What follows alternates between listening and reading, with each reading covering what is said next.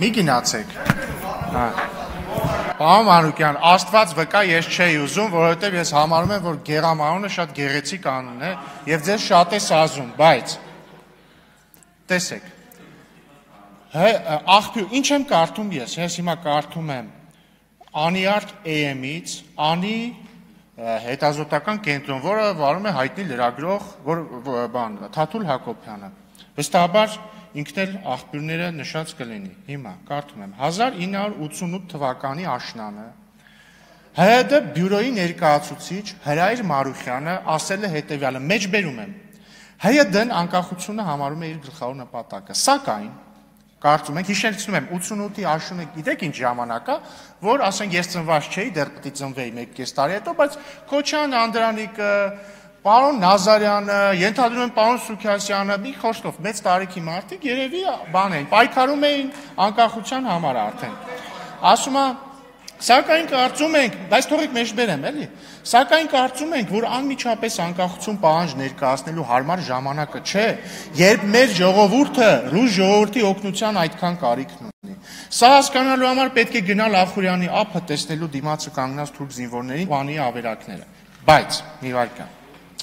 1988, այսինքն Մարուխյանը միայնակ չէր։ 1988-ի սեպտեմբերի 29-ին հայ ավանդական 3 կուսակցությունները ՀՅԴ-ն, ՌԱԿ-ը եւ ՍԴՀԿ-ն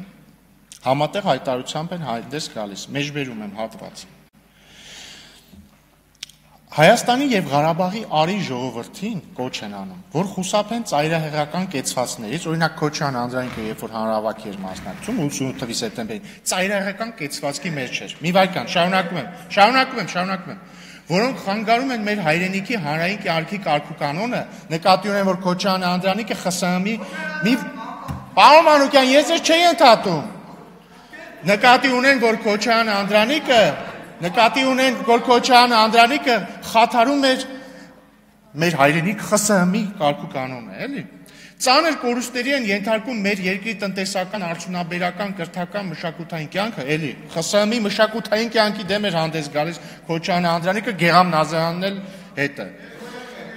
Եվ մնացածը վնասում են ժողովրդի վարկը, իհարկե, այ ժողովրդի վարկը վնասում էր պարոն Նազարյանը Մոսկվայի կոմունիստական կուսակցության գրասենյակի առաջ։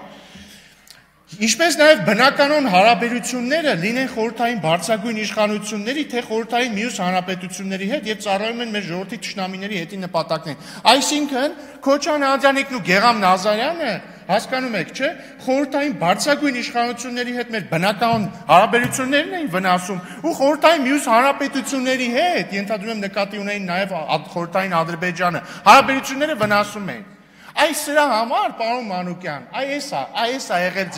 ձեր կողմը, մի վայրկյան, այս է եղել ձեր կողմը լալով դեմը լալը, որ ասում է, մենք կողմ ենք անկախությանը, բայց կոչ ենք անում ժողովրդին հանկարծ խաղաղության համար չպայքարել։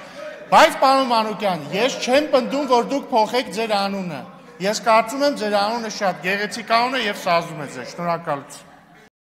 Չմոռանաք հավանել տեսանյութը եւ բաժանորդագրվել Civic AM-ի YouTube-յան էջին։